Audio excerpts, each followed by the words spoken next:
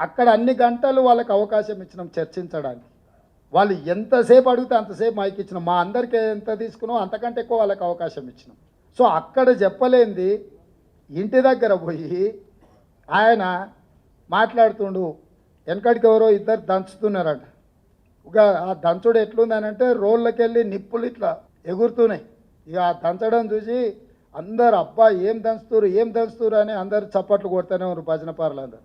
ఓ అరగంట అయినాక పెద్దావిడ ముసలావిడ అట్లకెళ్ళి పోతే చూసి అరే ఆ రోల్లో జొన్నలు లేవు సజ్జలు లేవు ఎందుకు ఎగిరెగిరి దంచుతురు, ఎంత దంచినా అలసిపోడు తప్ప దాంతో వచ్చేది ఏం లేదని చెప్పినాడు.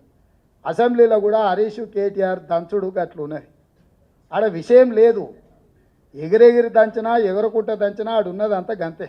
మేము ఉన్న వాస్తవాలు అక్కడ బయట పెట్టినాం. మా ఆర్థిక మంత్రి గారు మా ఉప ముఖ్యమంత్రి గారు వాస్తవాలను అక్కడ టేబుల్ చేసి